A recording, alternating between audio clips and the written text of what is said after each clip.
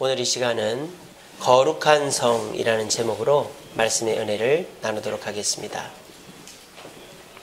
오늘 본문의 이야기는 이스라엘 백성들이 포로 귀환을 해서 성벽을 짓고 난 이후의 이야기입니다. 이스라엘 백성들은 바벨론 페르시아에서 포로 생활을 했습니다. 70년 동안. 얼마나 힘들고 어려웠겠습니까? 그런데 이들이 그 포로 생활하면서 위로를 얻고 희망을 얻었던 것은 바로 예루살렘으로 돌아가는 꿈을 꾸고 있었기 때문입니다. 이들이 예루살렘을 얼마나 꿈꾸고 소원해 왔는지를 알 수 있는 것이 시편에 보면 나옵니다. 시편 126편에 이렇게 되어 있습니다. 제가 한번 읽어드릴게요.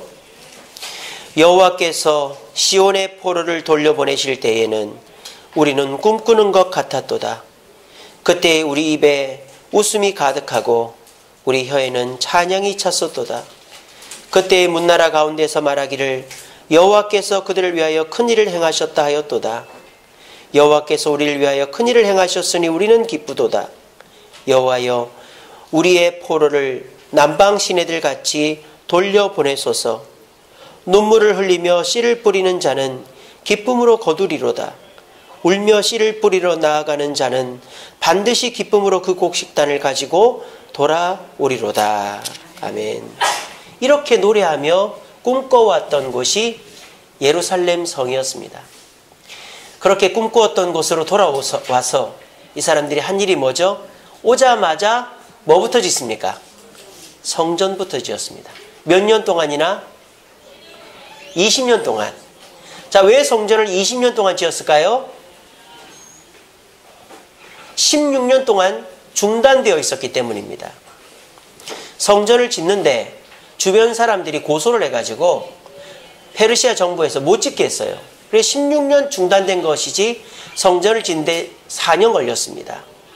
자, 성전을 짓고 난 다음에 이 백성들이 또 뭘 지었느냐?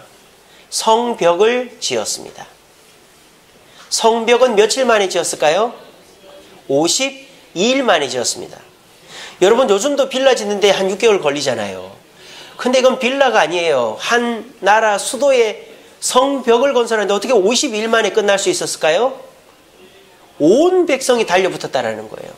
아까 말씀드린 것처럼 포로 귀환한 10만 명 가량의 백성들의 유일한 꿈은 예루살렘 성이었어요. 그래서 이 성을 빨리 완전하고 회복시키게 하는 것이 자기들의 꿈이었기 때문에 온 백성이 달려들어서 52일 만에 예루살렘 성벽을 완공한 것입니다. 자, 이렇게 자신들이 꿈꿔왔던 70년 동안이나 꿈꿔왔던 예루살렘으로 돌아와 집도 짓기 전에 자기의 일들을 하기도 전에 성전을 짓고 성벽을 지었던 이 예루살렘 성, 이렇게 해서 이 예루살렘 성이 회복되는 것 같았는데 오늘 본문이 나오는 예루살렘 성은 어떤 곳이었는지 아십니까? 이런 곳이었습니다. 유령 도시였습니다. 이해가 되십니까? 아니, 그렇게 꿈꿔왔던 예루살렘 성, 그리고 그렇게 20년 동안이나 성전을 짓고 모두가 힘을 합쳐서 성벽을 완성한 그 예루살렘 성이 도대체 유령 도시가 됐다니 여러분 믿기십니까? 이건 사실입니다. 왜냐? 예루살렘 성에서 사람들이 살려고 하지를 않았던 것입니다. 여기 나오는 사진은 우리나라 사진이 아니고 중국 사진이에요. 중국의 지방 정부들이 중국 경기가 막 좋아지니까 중국 중산층들의 돈을 끌어모으기 위해서 집을 지었어요. 집을. 그래서 이 집을 짓는데 너무 많이 지어버린 거예요. 그래서 지금 중국에서 주인이 없는 집이 몇 채나 되는 줄 아세요? 1억 채가 된답니다. 1억 채. 우리나라 인구의 2배죠. 사람이 살지 않는 집이 1억 채나 된다 그래요. 이게 뭐냐? 중국에는 이런 유령 도시들이 400여 개나 있다고 합니다. 여러분, 사람이 살지 않는 곳은요, 곧 폐가가 됩니다. 여러분 뉴스 같은 데서 보셔서 알겠지만 강남에 또는 그 고급 빌라들, 부자들 사는 집에 전세가 가끔 납니다. 근데 조건이 뭔지 아세요? 이삿짐을 하나도 안 가져오고 집에다가 못 하나 안 받고 짐을 그대로 쓰는 조건으로 이사를 오라는 거죠. 왜 그럴까요? 내가 살던 집에 그 집을 유지를 하려고 보니까 비워두면은 안 된다라는 거예요. 그렇다고 뭐 계속 청소만 시킬 수도 없고, 그러니까 사람이 들어와서 사는데 아무것도 손 안 대고 몸만 와서 살아라는 조건으로 그렇게 전세나 월세를 받기도 한답니다. 그게 뭐예요? 아무리 좋은 것도 사람이 살지 않으면 폐가가 되어버리기 때문입니다. 예루살렘이 그런 거예요. 하나님의 성전이 못 들어지게 지어졌습니다. 성벽이 완공되었습니다. 근데 결과는 어떻게 됐죠? 사람이 안 사니까. 그 사람이 안 사는 것 때문에 예루살렘 성은 유령도시화 되어버린 것입니다. 그래서 이 예루살렘이 사람이 안 살게 된 이유를 제가 한번 찾아봤어요. 첫 번째 이유는 철저한 황폐였습니다. 워낙 적국이 침입만 하면 예루살렘 성을 공격을 하고 예루살렘 성을 황폐화시키다 보니까 예루살렘 성에 제대로 남아있는 게 아무것도 없는 거예요. 그래서 이 예루살렘 성은 황폐화되어 있었을 뿐만 아니라 지금 사람들이 온 이후에도 이 예루살렘 성은 여전히 공격 대상 1호가 되어 있었던 거예요. 두 번째 예루살렘 성이 사람들이 안 살려고 하는 이유는 열악한 환경 때문이에요. 성전은 지었고 성벽은 있지만 집이 없는 거예요. 도로가 없는 거예요. 우물이 없는 거예요. 가게가 없는 거예요. 그러니까 사람들이 살 여건이 안 되니까 들어와 살려고 하진 않는 거예요. 세 번째 이유는 이 예루살렘 성은 여전히 해야 될 일이 많았던 것입니다. 이 성에 들어오면 보수해야 될 것도 있고 경비도 서야 되고 또 이 성을 지키고 유지 관리하기 위한 희생과 수고가 거주민들에게 있어야 되기 때문에 마치 여러분들 100평짜리 아파트 그냥 삽니까? 관리비가 100만 원씩 나오잖아요. 그러니까 이 좋은 아파트 살면 관리비를 많이 내야 되는 거예요. 이처럼 예루살렘 성에 살면은 그 성에 자기 희생과 노력이 들어가야 되는 거죠. 이런 세 가지 이유 때문에 사람들이 예루살렘 성에 살려고를 하진 않았던 거예요. 이 얼마나 아이러니합니까? 그토록 꿈꿔왔고 바랬고 소망했던 그 예루살렘, 그렇게 해서 성전도 짓고 성벽도 만들고 완전하게 딱 지어놨는데 정작 자기는 안 들어가 사는 거예요. 이게 현실입니다. 이상과 현실의 차이라는 거죠. 그런데 예루살렘 성은 어떤 것이죠? 예루살렘 성은 황폐하고 열악하고 희생과 수고를 강요하는 곳이 아니라 거룩한 성이라고 말하고 있습니다. 오늘 본문에 1절에 보면 뭐라고 되어 있습니까? 거룩한 성 예루살렘에서 거주하게 하고, 예루살렘을 특별히 거룩한 성이라고 부르고 있어요. 왜 그렇습니까?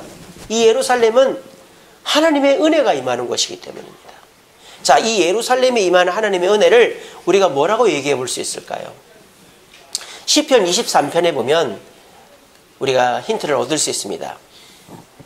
여러분 시편 23편 아시죠? 여호와는 나의 목자시니 내가 부족함이 없으리로다.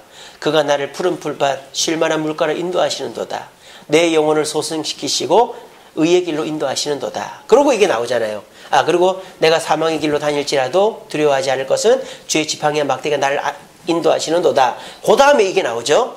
내 평생의 주의 선하심과 인자하심이 반드시 나를 따르리니, 이렇게 했습니다. 자, 하나님이 우리를 보호하시고 은혜를 주시는데 그건 뭐다? 제일 먼저 선하시다라고 그랬어요. 이 선하심이라는 단어의 히브리어는 토브라는 단어입니다. 토브. 이 토브라는 단어가 어디서 쓰이는 줄 아세요? 창세기에 나와요. 창세기에 하나님이 천지 창조를 하실 때 하루하루가 끝날 때마다 뭐라고 그러십니까? 보기에 심히 뭐 했더라? 좋았더라. 그 좋았더라는 단어가 이 선하다라는 토브라는 단어와 똑같은 단어예요. 그러니까 여기서 선하다라는 말은 뭘까요? 하나님께서 천지가 창조될 때 태초의 그 모습 그대로 우리를 지켜주신다 이 말이에요. 그러니까 더 이상 뭐 고칠 것도 없고 부족한 것도 없는 완벽한 상태로 우리를 지키시고 보호하신다는 게 하나님의 선하심이라는 뜻입니다. 두 번째 하나님의 축복은 뭡니까? 인자하심이죠. 여기서 인자라는 단어는 여러분들 잘 아시는 헤세드라는 단어예요. 헤세드. 헤세드는 사랑입니다. 그럼 아가페라고 하지 않고 왜 인자라고 할까요? 인자하는 사랑 중에서 어떤 사랑이다? 변함이 없는 사랑, 끊임이 없는 사랑, 계속 주는 사랑이에요. 그리고 일방적인 사랑을 헤세드라고 합니다. 우리가 보통 사랑은 어떻습니까? 내가 저 사람을 좋아하면 사랑하죠. 저 사람이 싫어지면 사랑 안 해요. 또 이 사람이 나를 사랑해주면 내가 사랑합니다. 세상의 사랑은 아무리 세상의 부모 자식 간의 사랑이라도 관계가 없는데 사랑해주는 건 없어요. 부모 자식이니까 사랑하죠. 그리고 나를 안 좋아하면 사랑 안 합니다. 세상의 사랑은 쌍방적이고요, 일시적일 수 있어요. 하지만 하나님의 사랑은 끊임이 없단 말이에요. 내가 사랑 안 해도 끊임없이 공급해 주시고 하나님의 일방적으로 우리를 사랑해 주신 사랑이다. 그게 헤세드의 사랑이고 인자의 사랑. 그래서 하나님이 우리에게 태초의 그 모습 그대로 우리를 회복시키시고 끊임없는 사랑을 주시는데 어떻게 주시느냐, 여기 보시면 따르리니라고 되어 있죠. 여기서 따르다라는 말은 히브리 말로 라다프라는 단어인데 추격하다라는 뜻이에요. 추격하다. 마치 여러분 그 미사일을 쏘았어요. 그 추적 미사일처럼. 요즘은 레이더 추적 미사일을 보면 어떻습니까? 막 이리 가다가 목표물을 쫓아서 막 쫓아가다가 꽉 맞추잖아요. 그런 것처럼 하나님의 선하심과 인자하심이 우리를 쫓아온다 이 말이에요. 우리가 아무리 그걸 안 받으려고 그래도 하나님의 선하심과 인자하심은 우리를 쫓아온다 이 말이에요. 마치 여러분들이 자녀들 키울 때 밥 숟가락 들고 다니면서 야 이거 한 숟갈만 먹어, 한 숟갈만 먹어, 그렇게 하고 쫓아다니는 것처럼 우리 하나님께서 우리에게 선하심과 인자하심을 그렇게 막 쫓아다니면서 주신단 말입니다. 그런데 이 하나님의 은혜가 어떤 자에게 임한다? 여호와의 집에 거하는 자에게 임한다라는 거예요. 여호와의 집을 떠난 자는 이 은혜가 임하지 않는다라는 거예요. 아무리 하나님의 은혜가 쫓아다녀도 하나님의 집에 거하는 자에게 임하는 거지 하나님의 집에 거하지 않는 자에게는 임하지 않는 거예요. 그러므로 저와 여러분들이 하나님의 집을, 교회를 사모하고 이 교회에서 하나님의 축복을 받을 때 우리가 왜 이 교회를 나와야 되는가 하는 이유가 여기에 있는 것입니다. 하나님은 저와 여러분들을 사랑하십니다. 그리고 저와 여러분들에게 많은 계획들을 갖고 계십니다. 마치 부모님이 아이를 낳을 때 그냥 책임감 없이 낳는 게 아니라 집도 마련하고 옷도 준비하고 아이 키울 돈도 벌고 그래서 이 애가 이렇게 자랐으면 좋겠다, 보험도 들고 그렇게 하는 것처럼 하나님은 저와 여러분들이 잘 되라고 선하심과 인자하심을 계속 쫓고 계세요. 근데 그것은 집에 있을 때가, 여러분들의 자녀들이 집에 있어야 복을 받지 부모 싫다고 나가버리면 어떻게 복을 받아요? 마찬가지로 하나님의 집에 거하는 자에게 하나님은 복을 주신다는 거예요. 근데 오늘날 교회의 모습은 어떻게 됐을까요? 이렇게 되어버렸습니다. 교회도 유령도시화된 예루살렘 성처럼 오늘날 한국교회와 세계교회가 황폐화되고 있습니다. 빈자리들이 늘어가고 있습니다. 자, 빈자리만 늘어가는 게 문제가 아니라 이 교회가 내 집이다, 이 교회가 내 교회다 라는 생각 자체가 없어지고 있어요. 그 이유도 이거랑 똑같죠. 철저로 교회가 철저히 황폐화되고 있습니다. 외부적으로 교회가 엄청 공격을 받고 있습니다. 물론 목사님들이 잘못하고 교회가 서로 싸우기 때문에 욕을 먹죠. 어쨌든 외부적으로 교회를 향해서 이토록 집중 포화를 가하는 적도 없었던 것 같아요. 교회가 외부적으로 공격을 받고 있습니다. 내부적으로는 어떻습니까? 서로 갈등하는 거죠. 이 사람 이래서 싫고 저 사람 저래서 믿고, 그래서 이 교회가 점점 갈등이 내부적으로 커져가는 거예요. 그리고 이 교회가 결과적으로 희생과 수고를 해야만 하는 곳이잖아요. 교회 헌금도 해야 되고 봉사도 해야 되고 예배도 드려야 되고 모임 있으면 참석해야 되고. 근데 요즘같이 바쁜 세상에 혼자 있기 좋아하는 개인주의적인 세상에서 그런 희생과 수고를 각오하는 성도들이 점점 줄어간다는 거예요. 예루살렘 성이 그토록 화려한 성전과 성벽, 안전한 성벽을 만들어 놓고도 유령도시가 된 것은 사람들이 들어가서 살지 않았기 때문인 것처럼 교회가 이렇게나 많고 화려한데도 점점 유령도시화 되는 것은 외부적인 공격 때문에 교회에 다닌다는 것을 부끄러워하고 내부적인 갈등 때문에 교회에 대한 정이 떨어지고 교회에서 여전히 희생과 수고를 해야 되는 것 때문에 교회에 관심을 갖기보다 내 자신의 상황을 먼저 챙기는 이런 모습들 때문에 교회는 점점 유령도시화 되고 있다라는 생각이 듭니다. 저는 그런데 확신합니다. 교회는 하나님이 계시는 곳입니다. 그리고 교회는 하나님의 은혜가 있는 곳입니다. 하나님의 선하심이 있고요. 하나님의 인자하심, 끊임없는 사랑이 있고 그것이 우리를 쫓아다니는 것이 바로 교회라고 저는 믿습니다. 사람들은 삶의 목적 어떤 것들이 있을까요? 저는 세 가지가 있다고 생각합니다. 사람들의 첫 번째 삶의 목적은 안전입니다. 내가 돈도 벌고 집도 사고 또 삶의 여건을 갖춰서 좀 걱정 없이 안전하게 살고 싶다. 그래서 사람들이 삶의 첫 번째 목적은 안전이에요. 그 안전해지면 두 번째 목적이 뭐죠? 행복입니다. 사람들은 안전해지면 행복을 추구해요. 그래서 그 안전함 가운데서 내가 결혼도 하고 아이도 낳고 이것도 하고 저것도 해서 행복을 만들어 가기를 원합니다. 그렇게 해서 행복을 느끼면 세 번째로 사람들이 추구하는 게 뭘까요? 기쁨입니다. 그 행복이 특별해져서 웃을 수 있고 만족할 수 있는 기쁨을 누리고 싶어 하는 것이 사람들의 본능이고 목표입니다. 자, 그런데 이 세상 사람들 안전을 추구하고 행복을 추구하고 기쁨을 추구해서 그것을 온전히 이루는 사람들이 있을까요? 돈이 안전을 주지 못합니다. 사람이 행복을 주지 못합니다. TV 드라마가, 술, 담배가, 여행이 내가 원하는 것이 나에게 기쁨을 주지 못하더라고요. 하지만 저는 이 시간 여러분들에게 감히 말씀드립니다. 이 교회는 여러분들에게 안전과 행복과 기쁨을 주는 것이라고 저는 믿습니다. 첫 번째로 교회가 어떻게 세상에서 제일 안전한 곳인가? 잘 들어보세요. 여러분, 이 세상에서 죽음을 이기게 해주는 것이 있습니까? 우리는 병에 걸리면 병원을 갑니다. 하지만 세상에서 제일 사람이 많이 죽는 곳이 병원입니다. 웃기지 않아요? 병원에 사람이 제일 많이 죽어나가요. 우리는 병에 걸리면 병원을 가는데 물론 살아나오는 사람도 있지만 병원은 사람이 제일 많이 죽어나오는 것입니다. 우리는 돈을 벌려고 직장을 갑니다. 그런데 그 직장에서 결국 우리는 돈을 잃습니다. 어떻게? 직장을 그만두거나 쫓겨나면 우리는 그 직장 이후의 삶 속에서 허덕댈 수밖에 없는 거예요. 우리가 이 세상에서 죽음이라는 것을 이기기 위해서 별의별 방법을 다 쓰지만 죽음을 이길 수 있는 것은 그 어디도 없어요. 여러분 아직 건강하시죠? 젊으시죠? 아직 죽음을 생각할 나이가 안 됐죠? 금방 옵니다. 금방 옵니다. 예배 끝나고 집에 가다가 차랑 부딪힐 수도 있고요. 멀쩡하다가 어디가 아파서 병원 갔더니 암일 수도 있고요. 잘 되던 일들이 갑자기 휘청해서 뒷목 잡고 쓰러질 수도 있어요. 사람 일은 몰라요. 5분 앞을 알면 우리가 이렇게 삽니까? 우리는 5분 앞을 몰라요. 여러분, 죽음은 멀리 있는 게 아니라 우리 5분 앞에 있는 겁니다. 근데 오늘날 사람들은 죽음을 애써 외면합니다. 마치 우리나라가 지금 에이즈 환자가 1만 명이 넘었어요. 근데 그 누구도 그 에이즈가 동성이 때문이라고 말을 안 해요. 왜? 마귀가 그렇게 시키니까.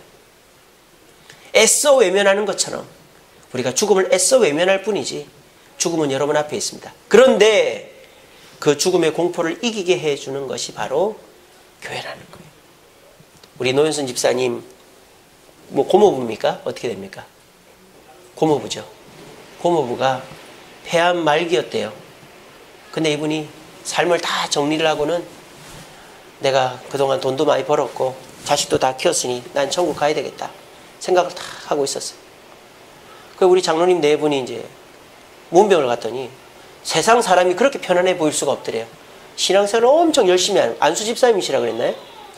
안수 집사님이시죠. 근데 세상에 그분이 나은 거예요. 그래가지고 지난 금요일 날 그 가족들끼리 명성산을 갔다 왔답니다. 저기 포천에. 폐암 말기였다니까요. 세상에 이런 일이 있습니다. 교회는 그리스도인은 죽음을 두려워하지 않아요. 또 교회가 최고로 안전한 이유가 뭘까요?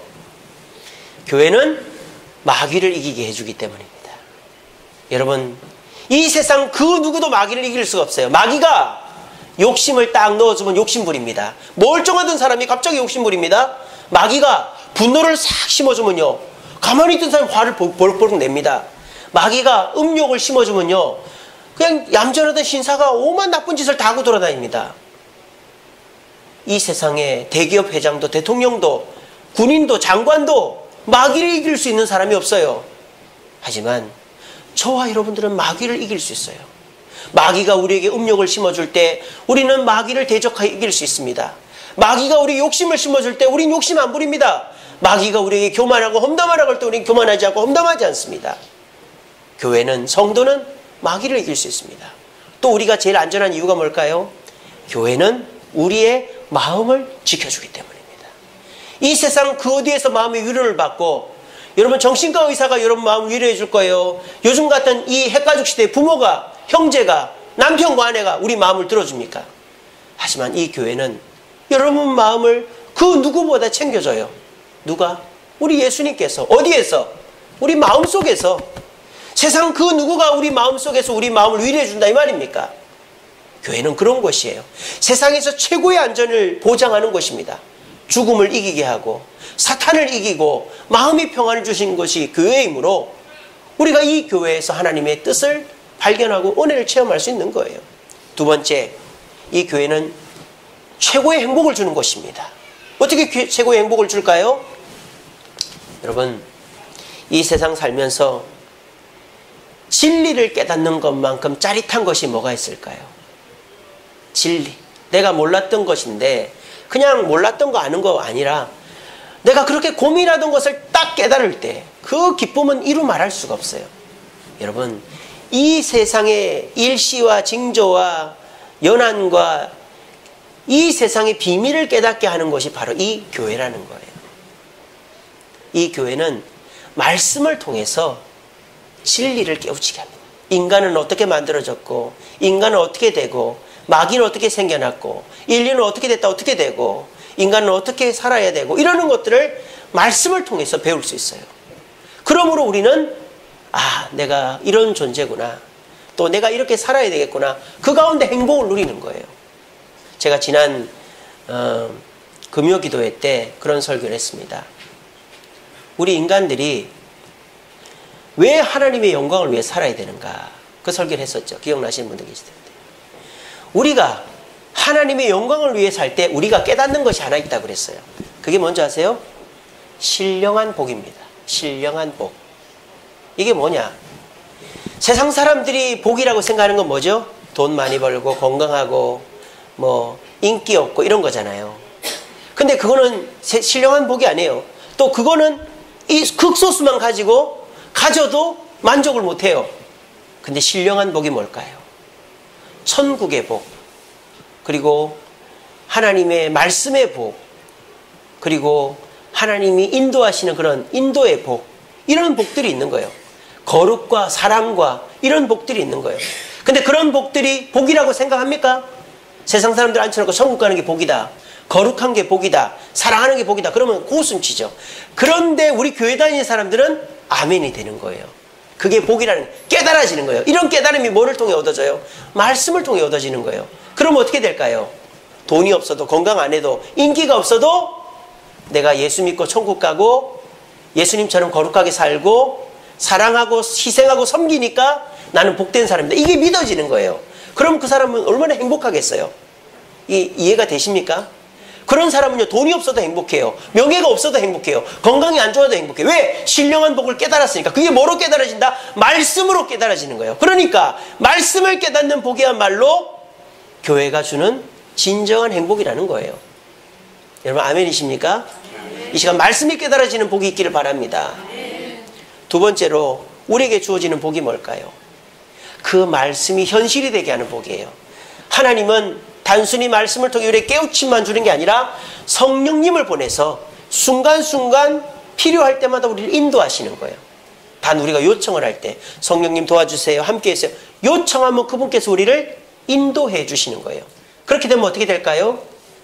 다른 사람들은 어이쿠야 하면서 예상치 못한 위기 속에서 넘어지고 당황스러워하고 스트레스 받는데, 저와 여러분들은 성령의 인도를 받으면 멀쩡하게 있던 사람이 나에게 욕을 하고, 잘 되던 일이 잘 안 되고, 또 갑자기 내가 병에 걸려도 당황하지 않는 거예요. 왜? 성령께서 인도하시니까 아, 이것도 뜻이 있겠구나. 하나님께서 함께 하실 거야. 이러면 마음이 어때요? 행복하잖아요. 그죠? 우리 일상 속에 성령의 인도가 있기 때문에 우리는 행복한 거예요. 또 우리가 행복할 수 있는 이유가 뭘까요? 우리 주님은 우리를 먹이고 입히시기 때문입니다. 여러분, 아무리 못 살아도요, 이제 굶어 죽지 않는 시대가 됐어요. 왜? 국가가 복지로 책임을 집니다.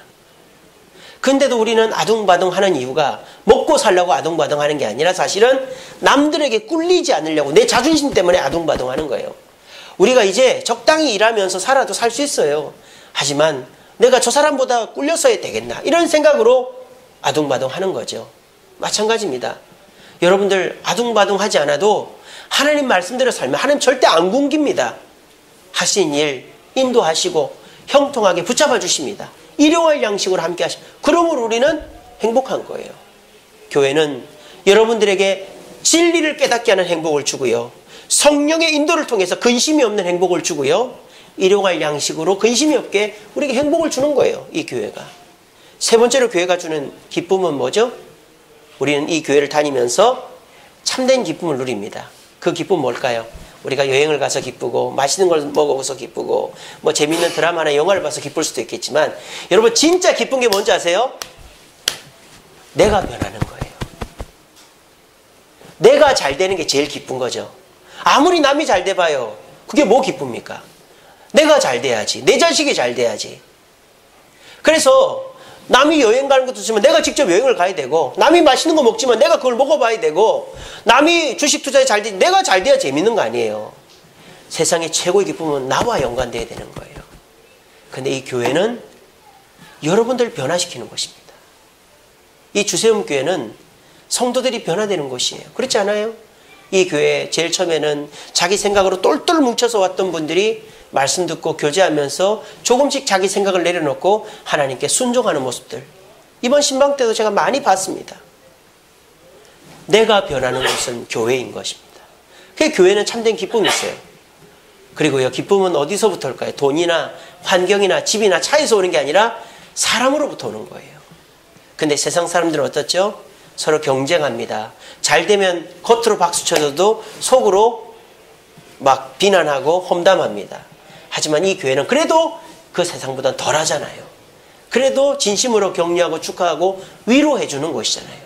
그래서 교회는 내가 변하고 서로 격려하고 위로함으로 기쁨이 넘치는 곳입니다. 어떻습니까? 저는 확신합니다. 이 교회는 세상에서 제일 안전한 곳이다. 죽음을 이기고 사탄을 이기고 마음을 지키기 때문에 이 교회는 세상에서 가장 행복한 곳이다. 왜? 진리를 깨닫고 그리고 성령의 인도함을 받고 일용할 양식을 책임져 주는 곳이기 때문입니다. 또 이 교회가 세상에서 가장 기쁘다. 왜? 내가 변하고 사람들로부터 진정한 나눔과 교제를 경험할 수 있기 때문이다. 이런 귀하고 복된 교회가 진짜 거룩한 성이 되려면 어떻게 돼요? 세계 최고로 안전하고 행복하고 기쁜 곳이 되려면 사는 사람이 있어야 된다. 사는 사람. 이 교회가 내 교회다. 이 교회가 내 집이다. 라는 생각을 가진 사람들이 늘어나면 늘어날수록 그것은 진정한 교회로 탈바꿈하게 되는 것입니다. 우리는 주세움 교회라는 교회에 다니고 있습니다. 이 세상 모든 교회는 주님의 교회입니다. 그런데 이 교회는 특별히 주세움 교회죠. 주님이 세운 교회다. 우리 그렇게 이름을 지었습니다. 이 교회의 주인은 저도 아니고 장로님들도 아니고 중직자도 아니고 바로 주님이십니다. 그리고 그 주님의 뜻에 순종하는 자들이 있을 때 이 교회는 선함과 인자함이 끊이지 않는 곳이 되고 그 무엇보다 안전하고 행복하고 기쁜 곳이 될 수 있습니다. 부디 오늘 이 말씀을 꼭 기억하시고 내가 이 교회를 내 교회다. 이 교회에 내가 관심을 가지고 동참해야 되겠다. 그리고 이 교회에 헌신 충성함으로 이 교회를 거룩한 성으로 가장 안전하고 행복하고 기쁜 곳으로 만들겠다라고 다짐할 수 있는 저와 여러분들 되기를 간절히 바랍니다. 자, 이제 마지막으로 예루살렘의 황폐함을 회복시켰던 이스라엘 백성들 어떻게 했는가 말씀을 통해서 보고 마치도록 하겠습니다. 오늘 본문에 보면 1절에 이렇게 되어 있습니다. 백성의 지도자들은 예루살렘에 거주하였고, 이렇게 되어 있습니다. 거룩한 성 예루살렘을 회복하기 위해서 이스라엘 백성들이 했던 첫 번째 방법은 지도자들의 모범, 솔선수범이었습니다. 자, 백성들을 뽑아서 예루살렘에 정착시키기 전에 지도자들은 이미 와서 살고 있었어요.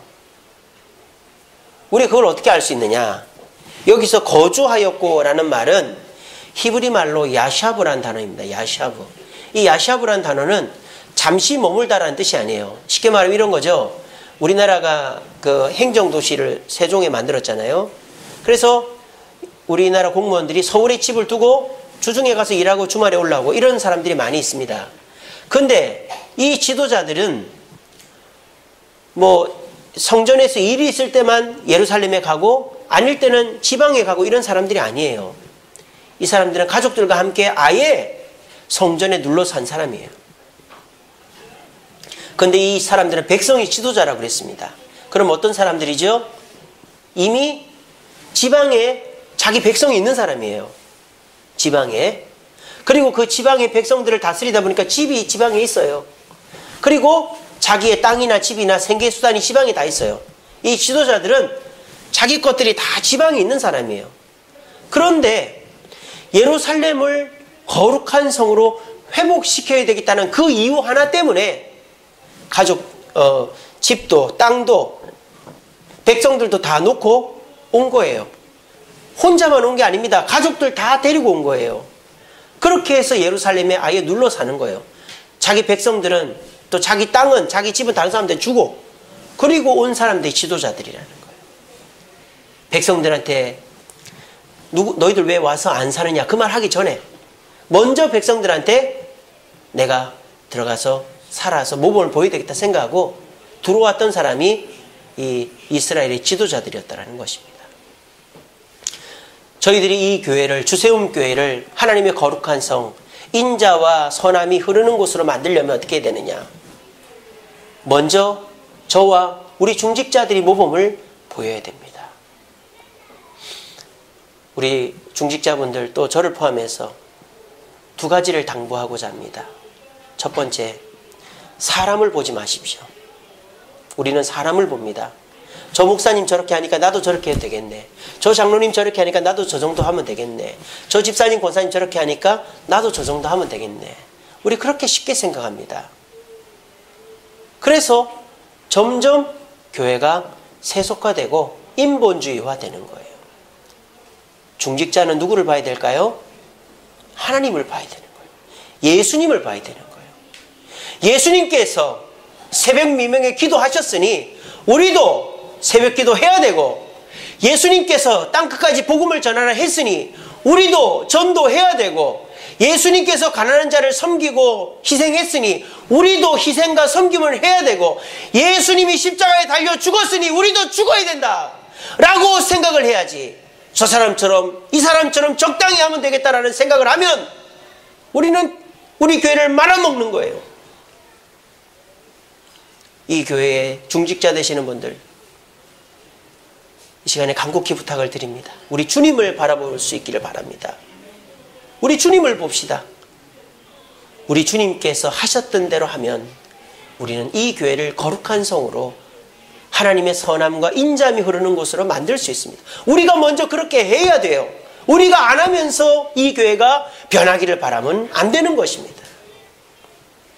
내가 새벽기도 안 나오는데 누구한테 새벽기도를 나오라고 하고, 내가 수요기도 금요기도 안 나오는데 누구한테 예배생활 똑바로 하라고 말하고, 내가 봉사하라고 헌금 안 하는데 누구한테 봉사하라고 헌금하라고 말할 수 있습니까? 이번에 2달 넘게 신방 다니면서 너무 많은 얘기를 들었습니다. 이 사람한테 실망하고 저 사람한테 실망하고 그래서 교회 가기 싫다고 하는 얘기를 너무 많이 들었어요. 얼마나 얼굴이 화끈화끈하고 너무너무 죄송스러웠습니다. 결국은 우리 잘못이구나, 우리 중직자들의 잘못이구나 하는 것을 뼈저리게 느꼈습니다. 우리 중직자는 사람을 보는 사람이 아닙니다. 하나님을 봐야 돼요. 바울이 이렇게 고백합니다. 내가 그리스도를 본받는 자 된 것 같이 우리는 그리스도를 본받아야 됩니다. 그리고 난 다음에 뭐 해야 됩니까? 바울처럼 이렇게 얘기해야 됩니다. 너희는 누구를 본받아라? 예수님을 본받아라가 아니라 나를 본받아라. 바울은 지금 고린도 교회 성도들에게 나를 본받으라고 감히 말하고 있는 것입니다. 왜 그럴까요? 평신도들은 주님을 잘 못 봐요. 평신도들은 사람을 봅니다. 교회 나온 지 얼마 안 된 분들은 사람을 봐요. 저 사람이 잘하면 교회 열심히 나오고 저 사람이 날 실망시키면 교회를 안 나오는 거예요. 사람을 봅니다. 저 사람이 말을 잘하면 나도 말을 저렇게 겸손하고 잘하고 저 사람이 험담하고 누군가 비난하면 나도 험담하고 비난하는 거예요.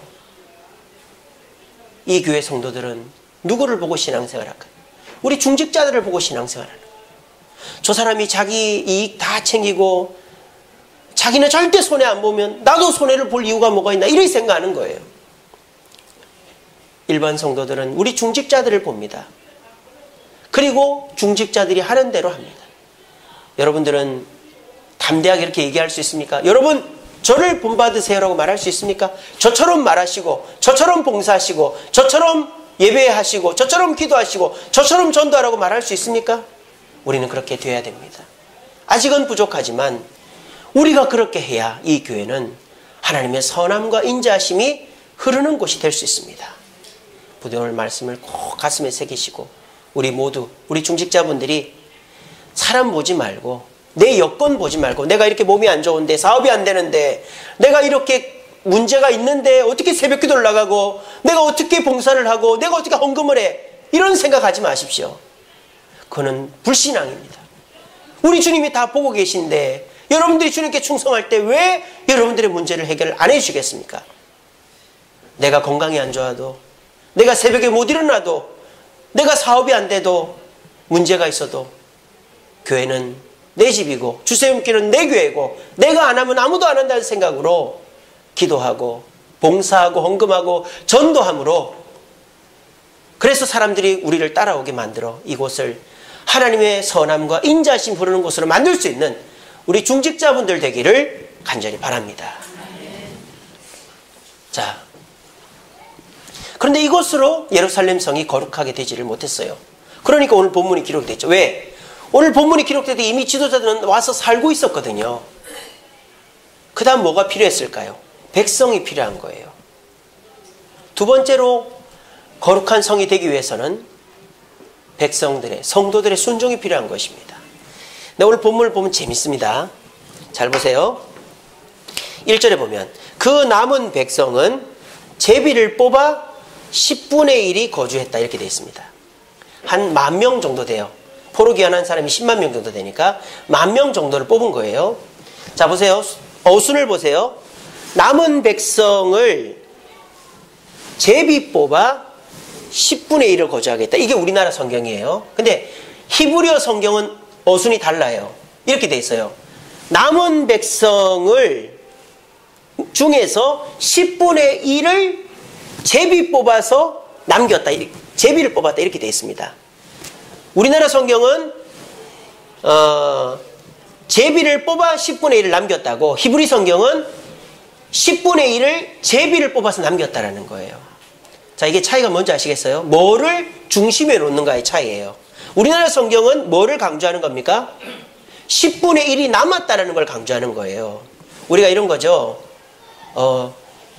내가 공부했다. 이렇게 하면은 그냥 공부했다가 되잖아요. 근데 거기다가 이제 형용사를 붙인 거예요. 내가 열심히 공부했다. 이러면 어떻게 됩니까? 열심히를 강조하는 거지 않습니까? 또는 철수는 영희를 좋아하고 맛있는 거 사줬다. 이렇게 되면 어떻습니까? 철수는 엄청 영희를 좋아하고 이렇게 되면은 철수가 영희를 더 좋아한다는 게 강조되는 거잖아요. 이런 식으로 말이라는 거는 강조 포인트가 있기 마련이거든요. 이처럼 우리나라 성경은 10분의 1이 남았다는 걸 강조하는 거예요. 남은 백성을 제비 뽑아 10분의 1을 남겼다니까. 근데 히브리어 성경은 순서가 어떻게 된다? 남은 백성 중에 10분의 1을 제비를 뽑아 남겼다라는 거예요. 그러니까 히브리 성경의 강조점은 제비를 뽑았다는 거예요. 그러면 이 제비를 뽑았다는 게 무슨 의미일까요? 하나님의 뜻이라는 거예요. 제비를 뽑는다는 건 하나님의 뜻을 묻는 하나의 방법이거든요. 그러니까 이 히브리어 성경에서 핵심을 두는 건 뭡니까? 하나님의 뜻에다가 핵심을 두는 거예요. 아시겠죠? 여기까지 이해가 되시죠? 그 다음 잘 따라오세요. 자, 그렇다면 왜 이렇게 하나님의 뜻에 강조점을 두는가? 제가 주석을 찾아보니까 이렇더라고요. 그때 이스라엘 백성들 10만 명 중에 예루살렘 성에 들어가고 싶어하는 사람은 없었대요. 다 안 가고 싶었대요. 왠 줄 아세요? 예루살렘 성에 들어간과 동시에 내가 살던 땅이나 집이나 다 팔고 그 성으로 가서 직업도 다시 얻고 집도 다시 만들고 거기에서 다시 살아야 되는 거예요. 혼자만 가는 게 아니라 식구들 다 데리고 가야 됩니다. 여러분 3절서부터 쭉 읽어보시면 가족이 다 이사하는 거예요. 혼자 가는 게 아니에요.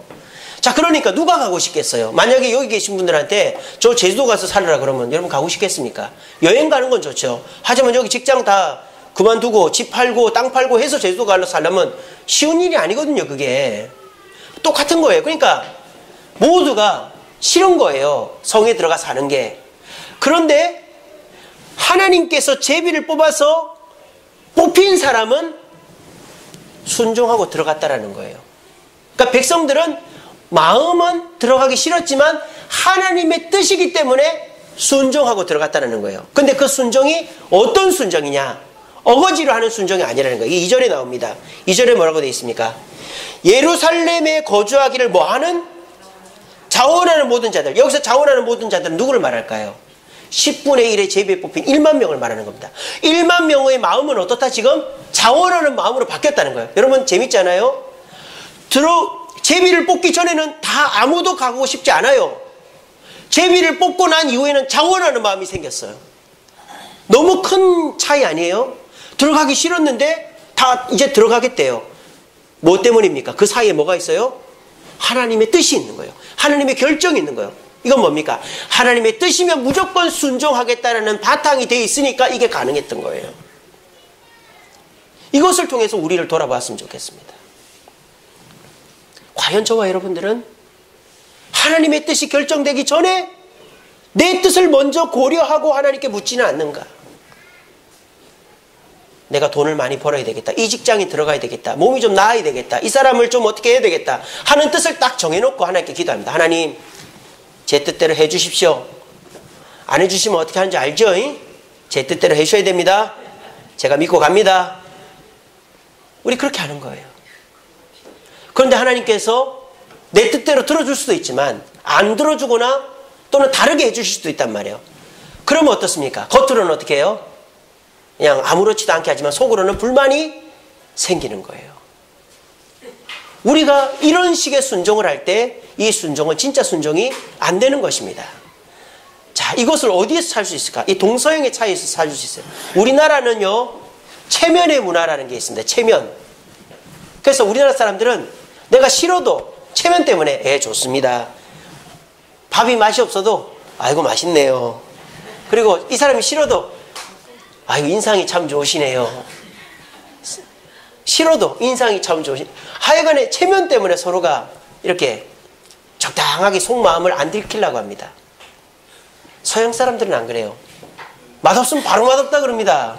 싫으면 바로 싫다 그럽니다. 하지만 한번 결정한 거는 번복하지 않습니다. 트럼프 대통령 보세요. 그 사람 뽑아놓고는 뽑히기 전까지는 얼마나 했습니까? 근데 뽑히고 나니까 그냥 대통령으로 가잖아요. 서양 사람들은요, 자기가 싫은 건 싫은 거예요. 하지만은 함께 결정한 거에 대해서는 토를 안답니다. 하지만 동양 사람들은 겉으로는 괜찮은 척 하면서 속으로 두고 보자 하고 있는 거예요. 그런 식의 순종 때문에 하나님의 복을 받지를 못하는 거예요. 오늘 이스라엘 백성들은요, 사람이 어떻게 마음을 숨겨요? 슬프면 슬프다, 기쁘면 기쁘다, 화나면 화난다. 그래야죠, 사람이. 참으면 병돼요, 화돼요. 그래서 우리나라에 화병이라는 병이 있잖아요. 세계에 화병이라는 병은 우리나라에서 제일 처음 만든 병이에요. 그게 다 뭐예요? 속으로 참고 있으니까 화병이 생기는 거 아니에요. 그러니까 속으로 싫은데 하면서도 따라가니까 그게 제대로 되는 겁니까? 저와 여러분들이 싫은 건 싫은 거예요. 싫은 거를 좋다고 말할 수는 없어요. 하지만 하나님께서 결정하시면 자원하는 마음으로 순종할 수 있는 여러분 되기를 바랍니다. 그것이 우리가 사는 길입니다. 만약 저와 여러분들이 싫은데도 어거지로 따라가면 반드시 문제가 일어나게 되어 있어요. 로마서 8장 17절 말씀입니다. 우리가 그와 함께 영광을 받기 위해서는 고난도 함께 받아야 할 것이다. 우리 주님은 우리에게 내 뜻에 순종하라고 말씀하십니다. 근데 그 순종은 무조건 복주고 행복하다라는 게 아닙니다. 무엇입니까? 멍해를 지는 순종입니다. 멍해를. 하지만 그 멍해가 어떤 멍해예요? 쉽고 가벼운 멍해, 좋은 멍해인 거예요. 여러분들이 병원에 수술하러 갑니다. 근데 그 수술은 쉬운 일이 아닙니다. 마취해야 되고 째야 되고 꼬매야 되고 몇 달을 병원에 있어야 됩니다. 하지만 수술을 마다하는 분이 없습니다. 왜? 내가 살라고 하는 거잖아요. 마찬가지입니다. 순종은 살라고 하는 것입니다. 힘들고 어려워도 순종하면 사는 겁니다. 하지만 불순종하면 우리는 죽는 겁니다. 예루살렘 성도들은 예루살렘 성에 들어가기 싫었어요. 하지만 제비에 뽑히니까 자원하는 마음으로 들어간 거예요. 이 시간 여러분들도 여기서 돈 벌어야 되죠. 몸 아프죠. 자녀 챙겨야 되죠. 뭐 TV도 보고 영화도 보고 놀러도 다니고 여행도 다니고 해야 되죠. 누가 교회 오고 싶겠고 누가 봉사하고 누가 헌금하고 누가 남을 위해서 무조건 참아주고 싶겠습니까? 많은 하나님께서 나에게 그것을 요구하실 때 네 알겠습니다라고 순종할 때 우리는 그 순종으로 30배, 60배, 100배의 축복을 얻을 줄로 믿으시는 저와 여러분 되기를 간절히 바랍니다. 말씀을 맺겠습니다. 우리 예수님께서 베드로에게 말씀하셨습니다. 내가 이 반석 위에 교회를 세우리니 음부의 권세가 이기지 못하리라. 여러분, 이 교회는 이 세상에서 가장 안전한 곳이고 이 세상에서 가장 행복한 곳이며 이 세상에서 가장 기쁨이 넘치는 곳이라고 저는 믿습니다. 원래 그런 곳인데 그런 곳이 되게 하기 위해서는 우리들의 모범과 순종이 필요하다는 것입니다.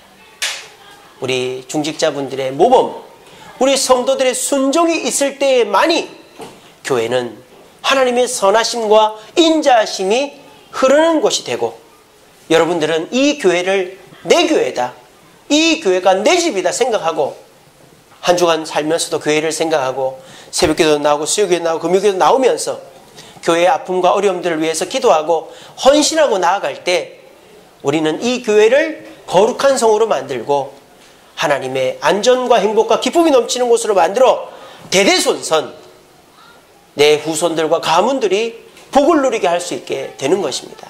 우리 수염교회 이제 3년 되었습니다. 저는 확신합니다. 이제 time is come. 시간이 됐습니다. 우리 교회가 이제는 하나님의 축복을 받아 부흥성장할 때가 됐다고 저는 믿습니다. 지난 3년 동안 우리 잘 참아왔습니다. 황망하게 또 엉겁결에 교회를 떠나가지고 이곳에 교회를 세우고 많은 시행착오와 어려움을 겪으면서도 서로 양보하고 참고 견디며 여기까지 왔습니다. 그리고 새로운 성도님들도 많이 오셔서 이 교회가 그래도 지금까지 90명 출석을 유지하고 있습니다. 이제 우리가 3년 동안 지나오면서 저도 많이 성숙했습니다. 그리고 저도 이번 신방하면서 성도님들이 저를 많이 신뢰하고 사랑하고 저와 마음이 많이 같아졌다는 생각을 하게 되었습니다. 저는 이 말씀을 3개월 전에 묵상했습니다. 3개월 전에 이 느헤미야서를 읽는데 제 눈에 들어온 거예요. 이게 아니 이상하다. 성벽을 재건하고 왜 제비를 뽑았지? 사람들이 살기 싫어했나? 그러면서 성경을 연구해 보니까 진짜 사람들이 살기 싫어했고 이유가 있더라고요. 그러면서 주님의 몸된 교회는 하나님만으로 목사만으로 설교만으로 되는 게 아니구나. 성도들의 순종과 모범이 없이는 안 되는 걸 하는 걸 깨달았어요. 그래서 신방 끝나면 이 설교해야지 준비해 놨었습니다. 그러니까 오늘 합니다. 여러분, 이 교회는 정말 좋은 교회이고 이제 성장하고 하나님의 은혜가 넘칠 교회라는 걸 저는 믿습니다. 어떻게 할 때? 우리가 똘똘 뭉칠 때. 제가 부족하지만 저와 함께 여기서 여러분들 서로 불편한 분들 계시죠? 마음이 안 받는 분들 계세요. 뭐 그걸 어떻게 어거지로 맞추겠어요? 하지만 순종하면 되는 거예요. 하나님의 뜻 앞에 또 목사의 지도 앞에 순종하면 돼요. 그럼 우리가 서로 달라도 같이 갈 수 있어요. 서로 꼭 하나가 되지 않아도 같이 갈 수 있어요. 순종하면. 그리고 우리가 마음을 똘똘 뭉쳐서 우리가 최소한의 것들만 함께 해주면 이 교회는 놀라운 일을 행할 수 있습니다. 여러분, 네, 아멘. 감사합니다. 우리 그 믿음 가지고, 그 마음 가지고 우리 함께 2018년도 한번 큰 일을 이루어냈으면 좋겠습니다. 그래서 여러분들의 가정에도 복이 내리고 여러분 개인에게도 복이 내리고, 그래서 제가 더 흐뭇해질 수 있도록 저는 저만 잘하면 되겠다 생각해요. 이 교회는 복을 받을 교회예요. 부흥할 교회예요. 이제 사람들이 몰려올 거예요. 단 저만 교만해지지 않으면 됩니다. 저만 타락 안 하면 됩니다. 저만 딴 생각 안 하면 됩니다. 여러분, 제가 돈 욕심 안 부리고 다른 여자 안 쳐다보도록 저를 잘 지켜보시기 바랍니다. 어이, 저 목사 돈 욕심 내네. 예, 제가 저희 아내만 볼 수 있도록 저를 채찍질 해주시기를 바랍니다. 예. 저만 잘하면 돼요. 저만 잘하면 돼요. 우리 모두가 그런 마음으로, 정말 저는 우리 교회가 좋은 교회라고 생각해요. 좋은 분들이 모였어요. 저 우리 장로님들이 너무 좋아요. 우리 집사님들이 너무 좋고 우리 권사님들이 너무 좋아요. 저도 잘하겠습니다. 우리 모두 마음 합쳐서 이 주세움 교회를 거룩한 성으로 만들어 대대손손 의지할 수 있는 방주로 만드는 저와 여러분들 되기를 간절히 바랍니다. 기도하겠습니다. 사랑해 주님, 감사합니다. 오늘도 귀한 말씀으로 은혜 주시니 감사합니다. 이 시대 교회들이 황폐해져 가고 있습니다.